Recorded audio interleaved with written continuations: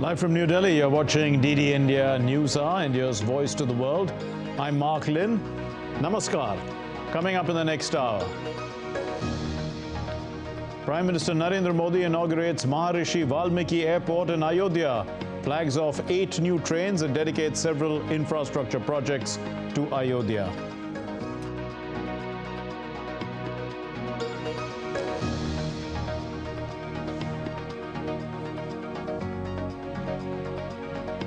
Parts of North India, including Delhi, enveloped in dense fog. The India Meteorological Department issues a cold wave alert for parts of North India.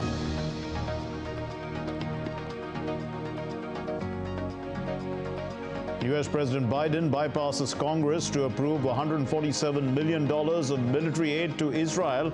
Israel pushes deeper into Gaza.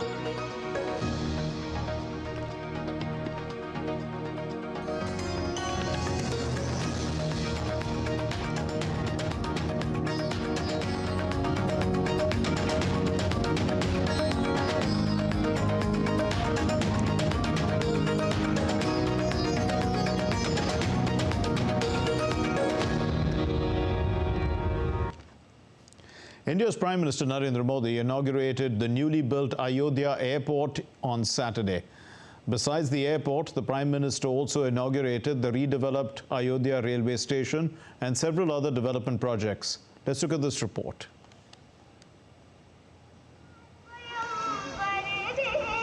Saturday was a big day for the North Indian city of Ayodhya, the land of Lord Ram. India's Prime Minister Narendra Modi landed in the holy city and dedicated development projects worth billions of dollars to the nation. On arrival, Prime Minister Modi received a grand welcome in Ayodhya. He held a mega roadshow and people showered flower petals on his cavalcade. Prime Minister Modi inaugurated the newly built Maharishi Valmiki International Airport in Ayodhya. The airport is equipped to serve about 1 million passengers annually. The interiors of the terminal building are decorated with local art, paintings and murals depicting the life of Lord Ram. The facade of the terminal building depicts the architecture of the upcoming Ram temple in the city. The airport is named after Maharishi Valmiki, who wrote the epic Ramayana.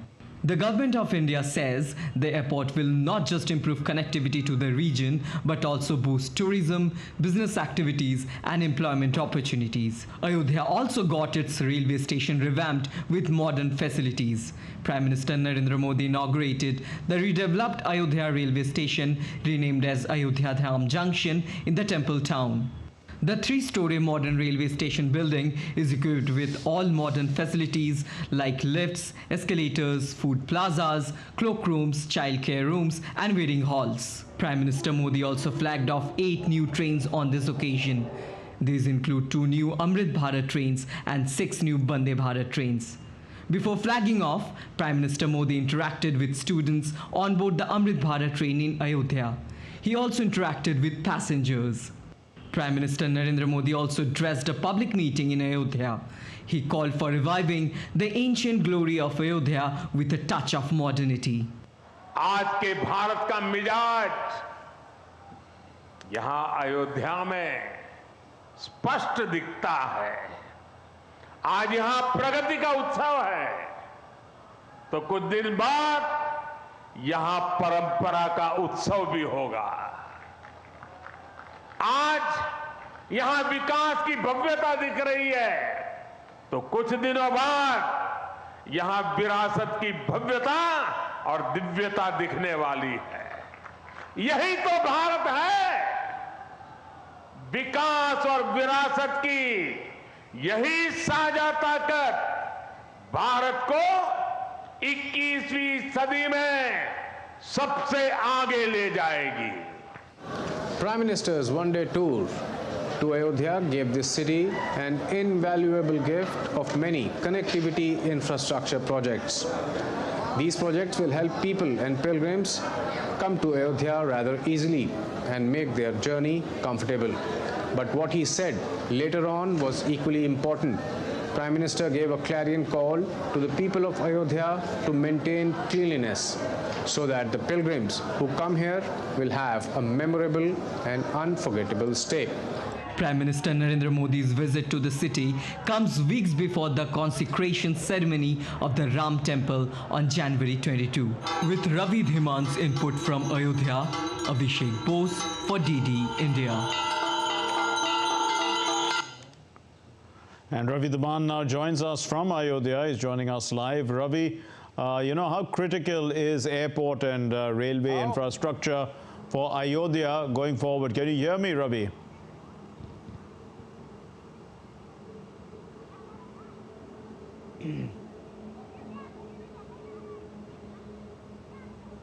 Yeah, Mark, it is extremely important for this city to have proper connectivity infrastructure.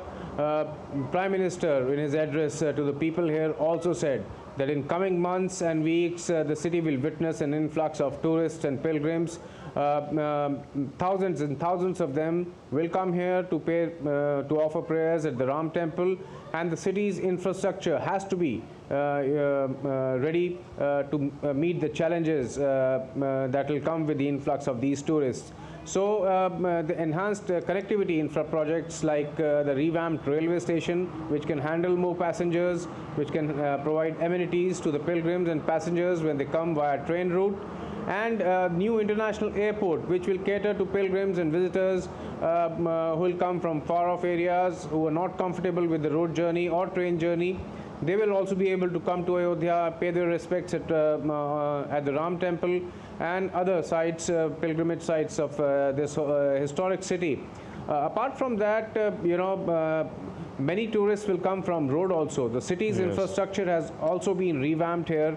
Prime Minister inaugurated at least 4 lanes which have been widened, which lead towards the Ram Temple. Many of the projects involve improving the civic amenities in this city, making it world class.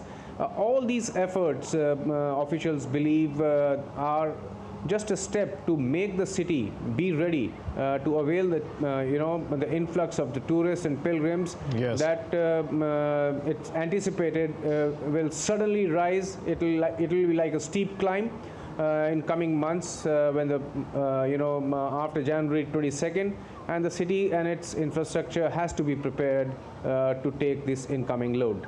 Indeed, Ravi, but how is the city currently gearing up for the historic consecration of the Ram Temple that you did mention? It's happening on the 22nd.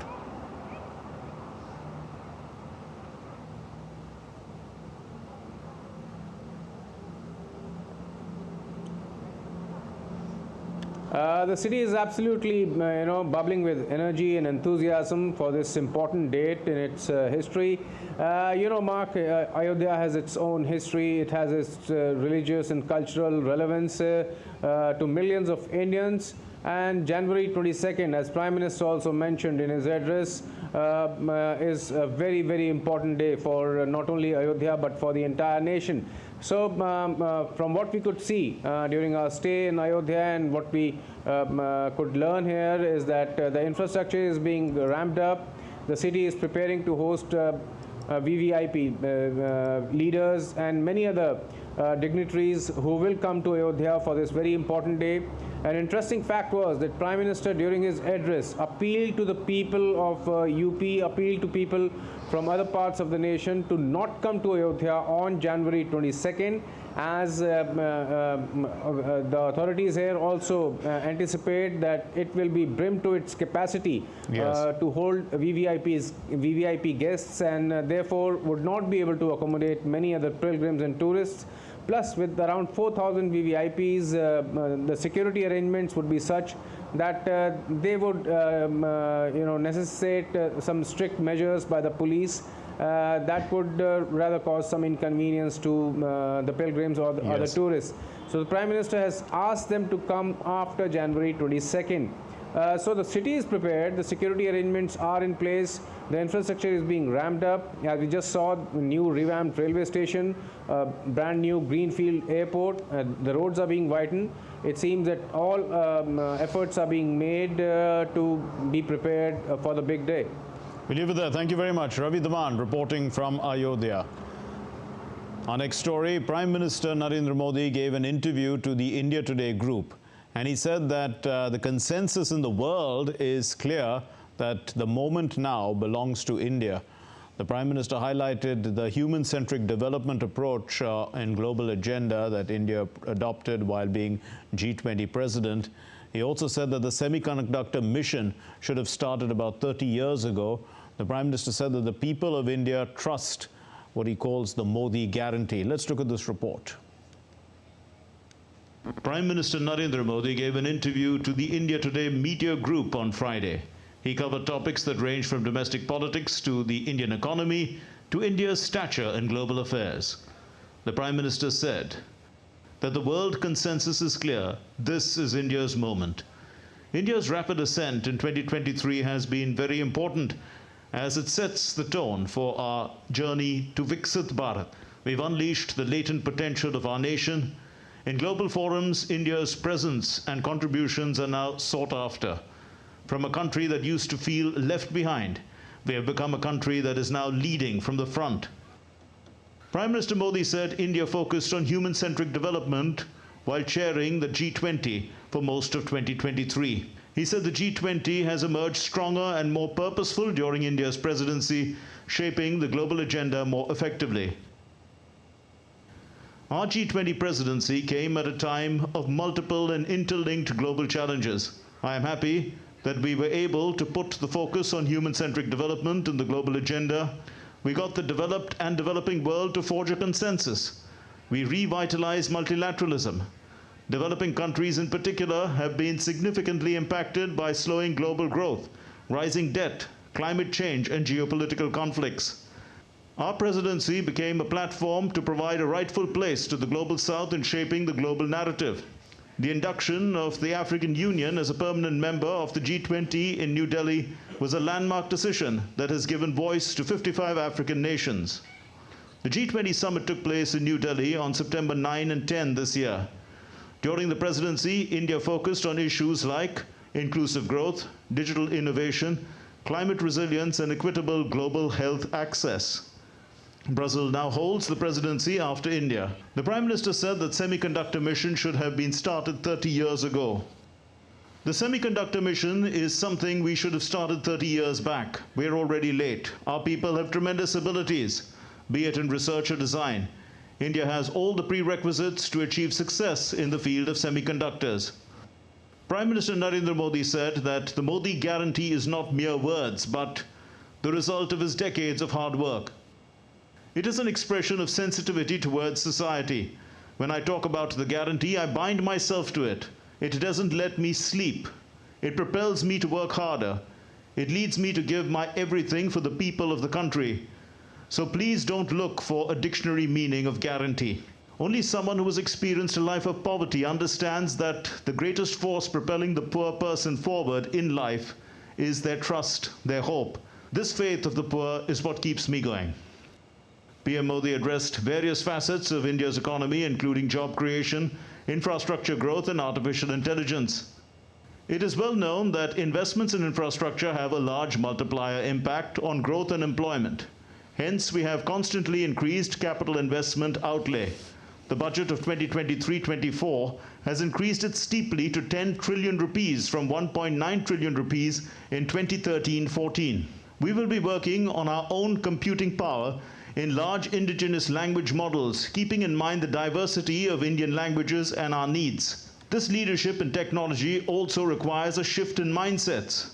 Today, from classrooms to boardrooms, we are ensuring the focus is on innovation and easy availability of capital along with progressive and stable policies. Remember, today's innovation is tomorrow's industry, and it is industry that brings investment and income growth. The Prime Minister said his track record speaks for itself. While he was Chief Minister of Gujarat, the state economy grew from $26 billion in 2001 to $133.5 billion in 2014. It is currently around $260 billion. Similarly, India's economy was $2 trillion in 2014. It is now over $3.75 trillion. He described this as his track record of 23 years. Hence, achieving a $5 trillion economy is a realistic target. Evaluating my journey through a single year may not give a correct picture because there is a progressive unfolding of my vision and plans. When I start something, I know the end point. but I never announced the final destination or blueprint in the beginning. So what you see today is not what I've worked on. A far bigger picture will unfold finally. I work on a big canvas. Like an artist, I start from one point, but at the time, the final picture can't be seen. The Prime Minister said the next 25 years are crucial for the nation, and he sees optimism among people to make India a developed country by 2047. He said that the BJP is the natural choice of the people in the 2024 Lok Sabha elections, and there is a consensus among the citizens that the country doesn't need a Mili-Juli Sarkar or a coalition government. Bureau Report, DD India. And still to come here on DD India News Hour. ISRO to launch Exposat satellite and 10 other payloads.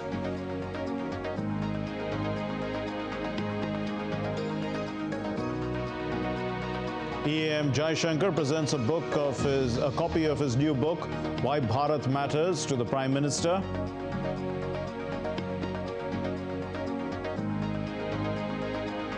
India's Press Information Bureau unveils its 2024 calendar.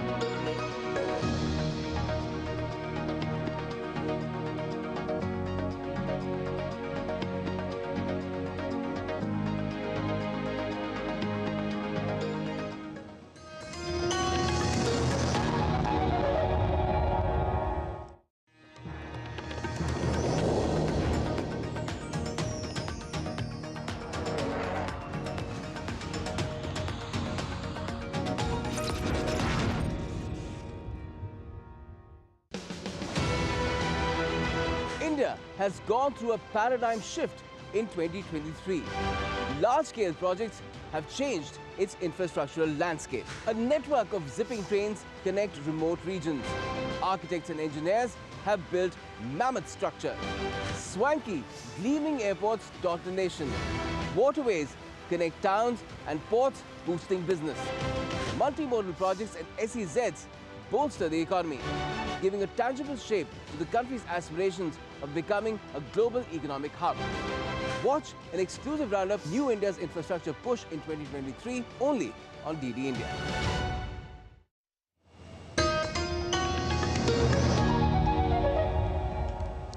You're watching DD India News Hour. I'm Mark Lynn.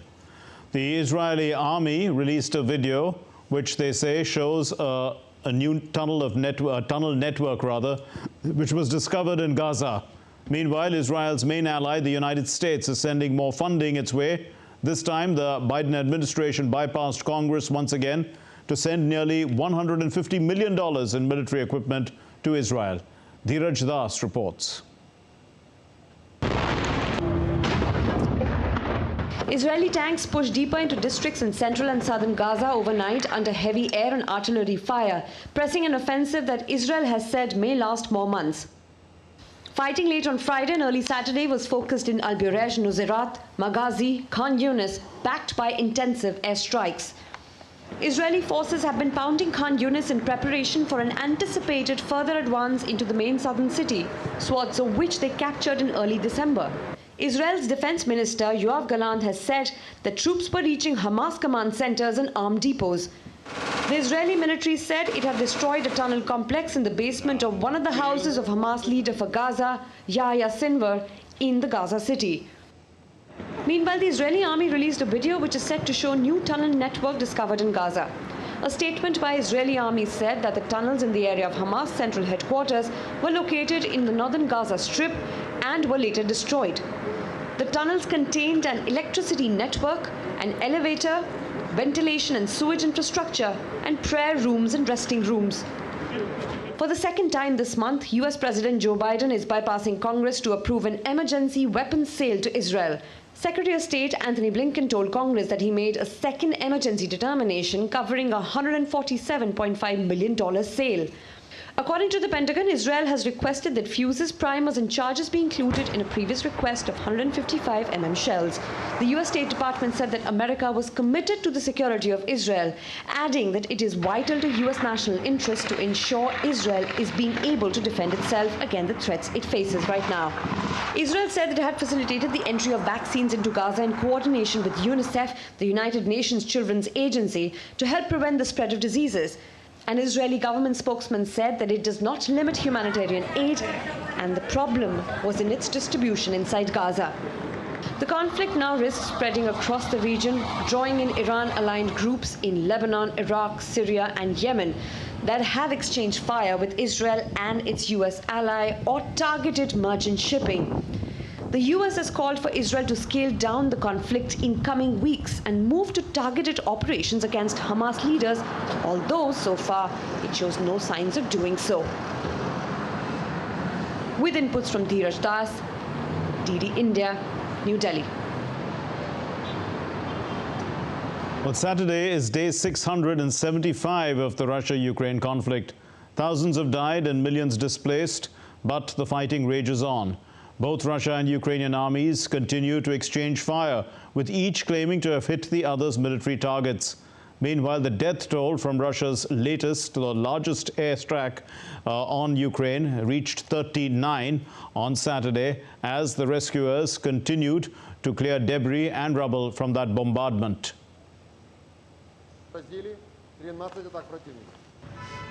One of the global flashpoints, which is the Russia-Ukraine crisis, is causing casualties and infrastructural damage of unprecedented proportion on both the sides. The Russian and Ukrainian armies continue to exchange fire, with each claiming hitting the other's military targets.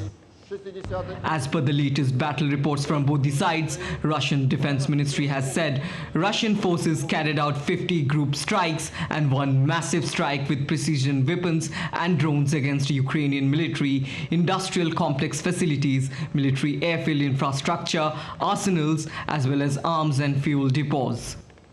The military has also added that it has shot down 10 Ukrainian warplanes and 2 helicopters. Meanwhile, the General Staff of the Armed Forces of Ukraine reported on the same day that over the previous 24 hours, a total of 31 battles had taken place in the frontline areas.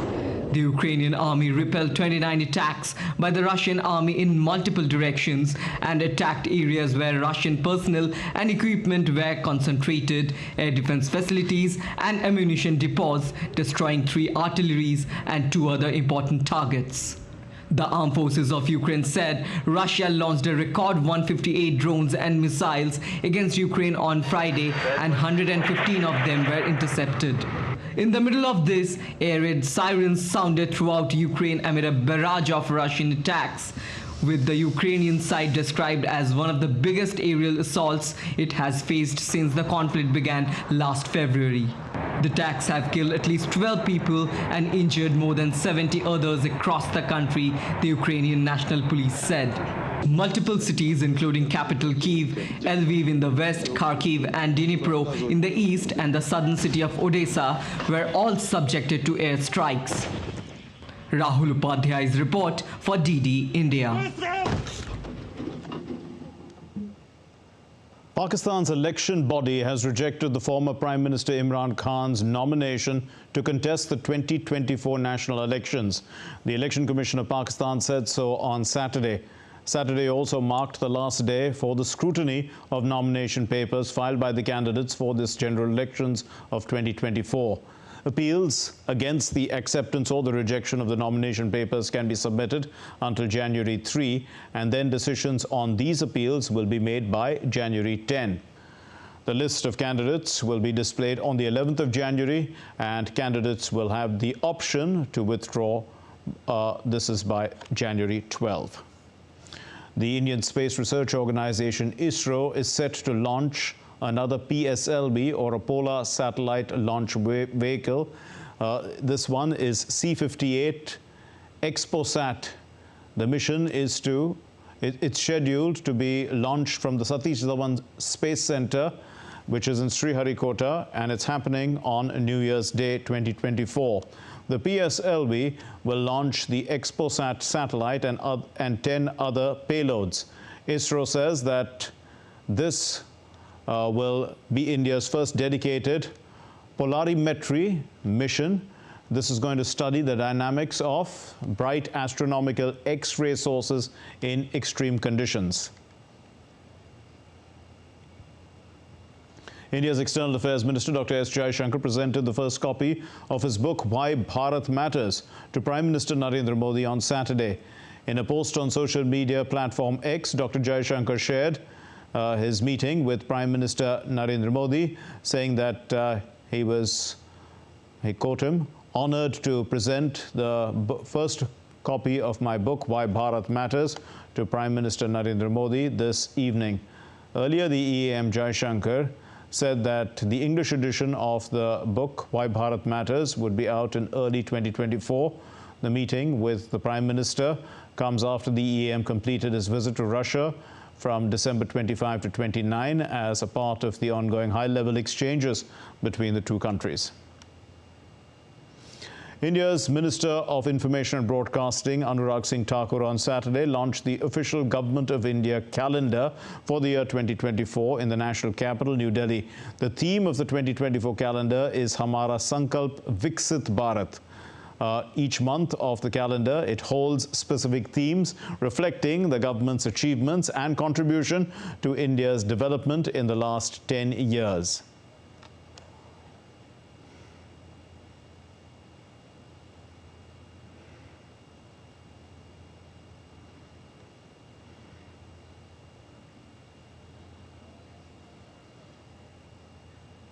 तारीखें बदलती गई, महीने बीतते गए, calendar पर साल नए चढ़ते गए, पर जो बदला नहीं वह सेवा का हमारा भाव, दागदार भ्रष्टाचार मुक्त सरकार का दावा, गरीब कल्याण की प्रतिज्ञा, विकसित भारत के निर्माण का संकल्प। तभी तो देश आज एक स्वर में बोलता है, भरोसा बरकरार, मोदी सरकार। Let's take a look now at other stories making news around the world. Flooding in a railway tunnel near London forced the cancellation of more than a dozen trains linking Britain with the European mainland early on Saturday. The cancellation, which so far concerns at least 14 trips between London and Paris, Amsterdam or Brussels. These cancellations are the second blow for Eurostar customers during this year's holiday season. Visitors took to breaking bottles, plates and also used appliances to release their frustration and bid adieu to the year gone by and also look forward to the next year, the new year, in the northern French city of Lille. It's thought to have originated in Japan, this practice, in the late 2000s. It's called rage rooms, and they're confined spaces where the visitors don protective suits as they break various materials as a way to vent their anger.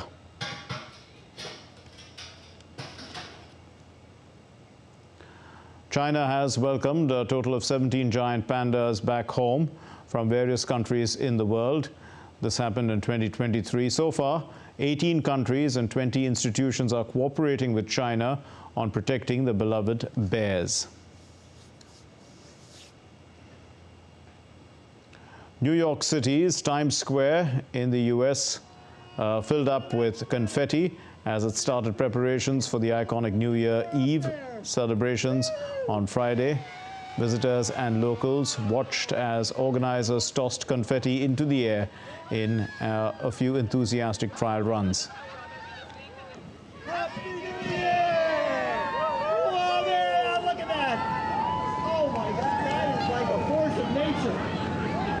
Okay, we are going to take a good... Oh my God! Woo! What's still to come here on DD India News Hour? We'll be discussing the Prime Minister's interview to the media group India Today. Viksit Bharat Sankalp Yatra reaches Chindwara in central India. And the IMD warns of cold days ahead.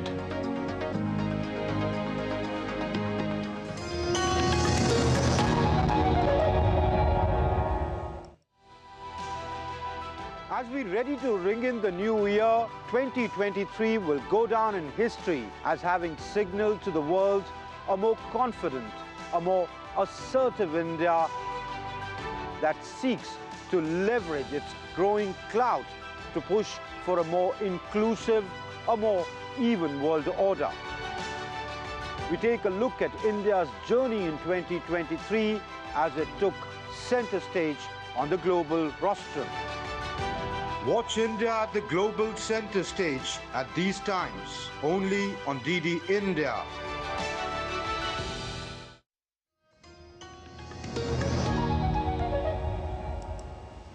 You're watching DD India News Hour. I'm Mark Lynn. Here's a recap of our main stories. Prime Minister Narendra Modi inaugurates the Maharishi Valmiki Airport in Ayodhya and flags off 8 new trains. He also dedicates several infrastructure projects to Ayodhya. The US President Biden bypasses Congress to approve $147 million of military aid to Israel. Israel pushes deeper into Gaza. And in sports, the Indian women's cricket team lose narrowly to Australia, the cricket team of Australia, in a nail-biting finish in the second ODI in Mumbai. Lost by 3 runs. And now turning to the Prime Minister's interview to the India Today group, we are joined by R. Rajagopalan, senior journalist, who joins us with a perspective on this. Thank you very much, Mr. Rajagopalan. Now, Prime Minister Modi spoke on a wide range of issues. So let's start with India's global role. We are a global channel. So he highlights that this is India's moment. What makes it India's moment, sir? Mr. Lin, I would like to say that Mr. Modi, having been in public office for 13 years as Chief Minister and 10 years as Prime Minister, roughly, Modi has a global vision. Mr. Modi feels, act globally, like that type of feelings he has. Mr. Narendra Modi's concentration on any local issue has a reflection on the global issues too. Yes. For example, Mr. Lin, I would like to say there are 6-7 major points where Mr. Narendra Modi has focused on globally. For the example of, Indian economy is in the, third in the world order. International Monetary Fund has given a, fillip to Indian style. And moreover, Prime Minister's equation, as you are now depicting on the videos also, the presentation is very apt to our discussion. Whichever international leaders he meets, he goes with a warmth. Recently concluded G20 meeting, and apart from the economy, Prime Minister's focus on the defense. And Prime Minister also very, very, attuned with the COP resolutions of the environment. And artificial intelligence, when the National Security Advisor of US met Mr. Narendra Modi, the Prime Minister, he gave a very interesting aspect. AI does not meet artificial intelligence. He also said America and India. So that type of, he connects the people. Absolutely. Moreover, Mr. Narendra Modi's, foreign policy has been, even yesterday, Dr. Jaishankar, the foreign minister, met the President, Mr. Putin. And coming from diplomacy, defense, environment, culture, whichever subject you deal with, Mr. Narendra Modi puts his, mark. Imprint there. So to what extent, Mr. Rajagopalan, did, India being the voice of the global south, change the way the G20 actually is now looking at the global agenda by, by accommodating the developing countries? Moreover, the first, Mr. Lin, the hats off to Mr. Narendra Modi to bring a resolution on the Ukraine, which, very, very important one, which every other international community accepted, but also making the Africa to join the same thing. That is most important. And as Mr. Narendra Modi says, India's presence and contribution from a country that used to feel left behind, we have come to a stage that we are also an entity in the world affairs. Yes. G20 presidency and SCO, Shanghai Cooperation Regional Organization, that meeting was also held. Yes. And interestingly, in another 1 month's time, India is also going to have a Quad meeting where Mr. Australian Prime Minister is likely to come along with Japanese Prime Minister to create an atmosphere about the international oceanography security threats. Narendra Modi is for artificial intelligence. Even day before yesterday, when Narendra Modi spoke to the chief secretaries of various state governments, he focused on cyber security and artificial intelligence.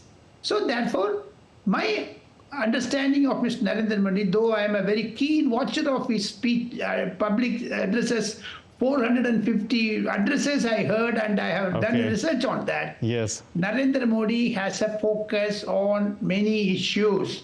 Indeed. Primarily, he is, a thinker, a global thinker.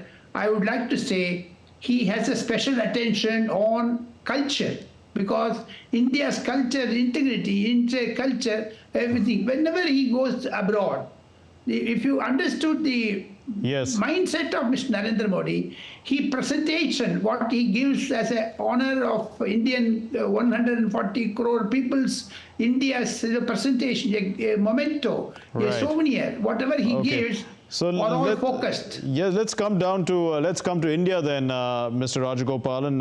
The Modi guarantee is something that the people of India have related to, and maybe even the diaspora, because you were mentioning that just now, have related to. So how does that, I mean, you did talk in your first answer about Prime Minister Modi having a global vision. So in this context, the Modi guarantee is also a global guarantee? Of course. Modi does not go for local guarantees, though it will win him the elections, but global guarantee gives him a confidence, trust on India. Otherwise, India, as we are an international channel, when I am proud to join you, Lynn, today, to focus that Mr. Modi leaves an imprint on every subject. I repeat that because I am proud to say that I am the only correspondent in India to have focused on Mr. Narendra Modi's economic theories. And when the BJP drew its manifesto, election manifesto, Narendra Modi gave a final touches to each and every paragraph in. I was privy to certain discussions where he brought in, for example, yoga. It's a health-related internet. Apart from that, much more in 2022 and 23, Narendra Modi attained a global vision. Can you imagine, sitting in New Delhi, he was giving 152 countries the free corona vaccinations, like Covaxin and other Covishield. So, and in India, he has inoculated more than 250 crore Indians. Thereby, he could ensure that he is a global leader. And whichever country wanted the Covishield or Covaxin, he was promptly dispatching them. Even recently, when the Gaza incident happened, Palestinian style, Ukraine thing happened, he brought Indians, some 25,000 Indians, like I know, in a cake. He brought them in some 20, 30 sorties of Indian Air Force aircrafts, because he had a one-to-one conversation with Mr. Putin. That is why that Ukraine war was having a ceasefire for 3 days to ensure that Indian boys and girls, students, are safely brought to India. So such a global vision Mr. Narendra Modi has, and that is why he has given an interview to a leading publication house in India that exhibits Narendra Modi is in control. And for global viewers and also for Indian diaspora, I would like to say, I heard Mr. Narendra Modi's speeches in diaspora. He talked about the dual citizenship, he talked about the passport problems, and it is the Narendra Modi's government which brought OCI, Overseas Citizens of India conflicts for Indian passport holders. Okay. They can come freely and go. Mr. Rajagopal, let's bring in a few more points as well. Now, the new education policy has changed the way, the new India approaches the job market also. You did mention about AI, but in fact, one Gen Z colleague of mine in this office, he calls this smart education. So how do you, how is this going to mold, let's say, the future, especially when we are talking about the Amrit Kal for the next 25 years? Narendra Modi's focus is to have an international standard of university education. For example, Stanford or Australian universities, Yale University. They all should have a collaboration with Indian institutes, Indian universities like that. That is a larger vision Mr. Narendra Modi brought in the national education policy, which also in turn, India is a multiple language speaking country. So that also gave a focus on the regional aspirations. Mr. Narendra Modi has given this education policy so that there is no brain drain in India. There is no, many Indians, those who are, you are from Bangalore, you are from Karnataka, I am from Chennai, and the way in which Narendra Modi has focused on Silicon Valley in Bangalore. A type of focus. So these are all certain inputs in the national education policy which he drafted. Apart from that, Mr. Lin hats off to Mr. Narendra Modi that he could also share many of the inputs from the ISRO, wherein Chandrayaan touched the moon, world's first India which could set, and he was giving many inputs, though he was in a foreign country when the Indian mission, ISRO moon, landed in moon. Right. So Narendra Modi shared we're running short of time, Mr. Rajagopal, and so let's bring in one more point. In the next 25 years, India is going to see rapid advancements because the Prime Minister has that vision. Now, the Prime Minister is very confident about the Indian economy and its growth trajectory. He describes himself as a painter. He's painting on a large canvas, the Prime Minister says. So do you see now a masterpiece emerging, on that large canvas? I could see half of that, and the half other in another 10 or 15 years you can see that, because International Monetary Fund has given India 2025 as a 5 trillion economy. So we are pushing it backward so that we come nearer to that instead of giving a long term. Amrit Kal, if Mr. Narendra Modi, as per the projections of Indian electoral system, gives a third term hat-trick for Mr. Narendra Modi, Amrit Kal maybe even, you can feel it in the third term of Mr. Narendra Modi as the Prime Minister of India. We leave it there. Thank you very much, Mr. R. Rajagopalan, senior journalist. Thank you for enlightening us and giving us some perspective on the Prime Minister's interview to the India Today group. Our next story, Ayushman Bharat Pradhan Mantri Jan Arogya Yojana. It's a health scheme and it has crossed another milestone today. More than 290 million Ayushman cards have been created under the Ayushman Bharat Pradhan Mantri Jan Arogya Yojana so far. That's the scheme that is giving a health insurance to people. This was informed by India's Health Minister, Dr. Mansukh Mandavia, and his social media team on X. Till now, more than 60 million, that's 6 crore in Indian terms, 6 crore, 60 million people have been giving this free treatment. They've been given free treatment through Ayushman Bharat cards. Ayushman Bharat Pradhan Mantri Jan Arogya Yojana is the largest public-funded health insurance scheme in the world. It provides health cover of 500,000 rupees per family per year for secondary and tertiary care hospitalization. Across India, a transformative movement is gaining momentum. It's called the Viksit Bharat Sankalp Yatra, and it's the largest ever outreach initiative of the Government of India. It's bringing the promise of empowerment as well as a brighter future to the doorsteps of all Indians. The Yatra reached Chhindwara district. This is in the central Indian state of Madhya Pradesh. It provides information about government schemes and also introduces the Nammo Drone Didi scheme. And under this initiative, what's happened is that the government plans to spend around 12.6 billion rupees, and they're going to provide drones to 15,000 women self-help groups, aiming to empower these women and also to strengthen the ongoing campaign through drone technology. The Nammo Drone Didi scheme, it demonstrates drone flights, showcasing the technology's potential to bring savings in medicine and fertilizers, also in time. Staying on with news on the Viksit Bharat Sankalp Yatra, it has reached the districts of Bundi in the northern Indian state of Rajasthan. The Speaker of India's lower house of Parliament, Om Birla, participated in this event. The yatra was welcomed by people with tremendous enthusiasm and also active participation from the local communities. The India Meteorological Department has issued a red alert for dense fog in Punjab, Delhi, Haryana and Chandigarh, indicating the highest level of warning. A thick blanket of fog in the national capital resulted in the visibility reduced to a few meters. The lower visibility impacted railways as well as delays in flights were reported.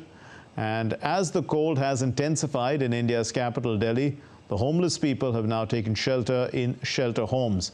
And the sudden cancellations also of flights and trains, these have affected travel plans and also onward journey of many passengers who are going out on vacation and also for business meetings.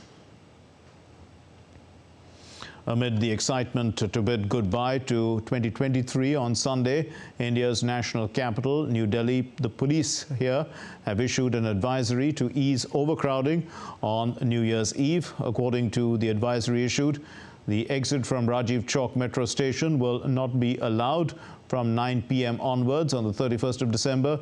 The entry of passengers will be allowed till the departure of the last train from Rajiv Chowk metro. Commuters are requested to plan their journey accordingly. Metro services on the rest of the metro network will continue to remain available as per regular timetable. The Kashi Tamil Sangamam, it celebrates the age-old links between the Tamil culture and Kashi or Banaras or Varanasi that has existed since centuries. Now, as part of the Kashi Tamil Sangamam, a group of 216 people of Tamil writers, in fact, they had visited the Sangam banks of Prayagraj in the Indian state of Uttar Pradesh, and they received a grand welcome there by a welcome committee, and they were also felicitated with shawls and mementos. It was an emotional moment for most of them who had come to Prayagraj from Tamil Nadu. The school students also presented a grand cultural program for the people who came on this yatra, the Kashi Tamil Sangamam. It serves as a platform to understand the unity in India's civilizational assets through two historic centers of knowledge and culture. That's the Kashi Tamil Sangamam 2.0, which had started on the 27th of November, concluded today. And more on the Kashi Tamil Sangamam, in fact, 2.0. It had started, as we said, on the 27th of November, and it came to an end today. The Kashi Tamil Sangamam celebrates, as we said, the age-old links between Tamil culture and Kashi that has existed since centuries. As part of that festival, the Indira Gandhi National Center for the Arts set up a stall to exhibit the replica of the Sengol at the Kashi Tamil Sangamam Phase 2 in Varanasi, and the sacred symbol of fair and equitable governance. This is what the Sengol is. It was seen as a symbol of the path of service, duty and nation, and it was adopted by the Chola Empire of South India in the 11th century. Now, the Sengol was also a sacred symbol of transfer of power. And in fact, on August 14th, 1947, India's transfer of power actually took place through the handing over of the Sengol to India's first Prime Minister, Pandit Jawaharlal Nehru. And the same Sengol was then installed by India's current Prime Minister, Narendra Modi, near the chair of the Speaker of India's lower house of Parliament in the new Parliament building. Dr. Sujit Kumar Chaubey, who's in charge of this stall at the exhibition, said that this replica has been put in its exhibition place to make the people understand the message of the Sengol, the hidden message in the Sengol. Still to come here on DD India News Hour. The Indian women lose narrowly to Australia in a nail-biting finish in the second ODI in Mumbai. And we look at the year 2023 in terms of the Khelo India Games.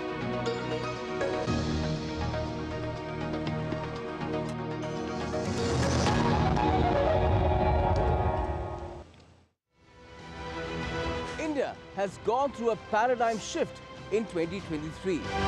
Large-scale projects have changed its infrastructural landscape. A network of zipping trains connect remote regions. Architects and engineers have built mammoth structure. Swanky, gleaming airports dot the nation. Waterways connect towns and ports, boosting business. Multimodal projects and SEZs bolster the economy, giving a tangible shape to the country's aspirations of becoming a global economic hub. Watch an exclusive roundup, New India's infrastructure push in 2023, only on DD India.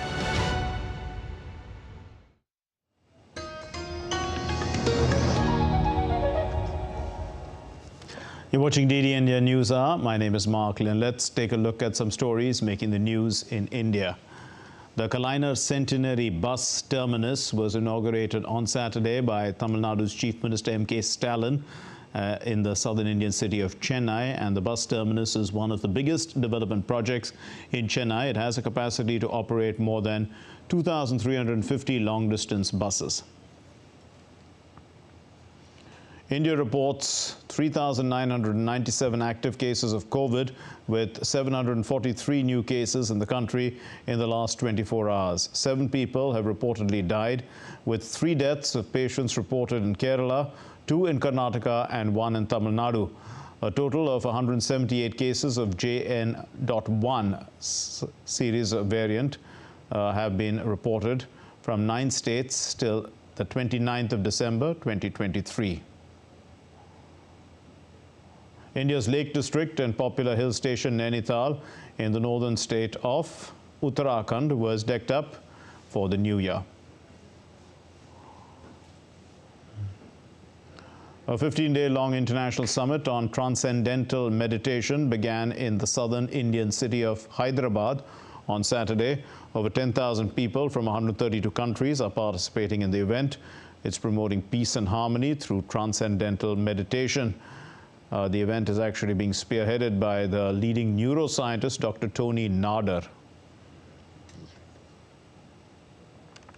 You're watching DD India News Hour. Let's look at the sports news now.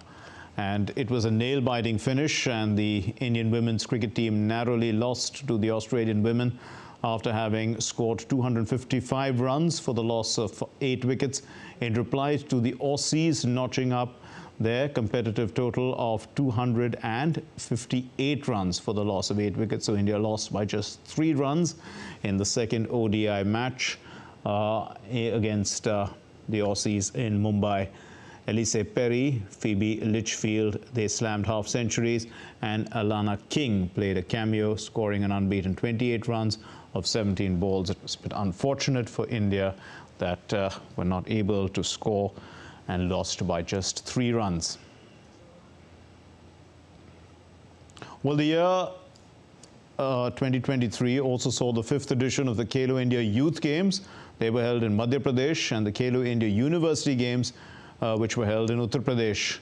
Gulmarg also hosted the Khelo India Winter Games. And while for the very first time the Khelo India Para Games also was organized, that was in New Delhi. The 5th edition of Khelo India Youth Games was held in Bhopal from 30th January to 11th February 2023.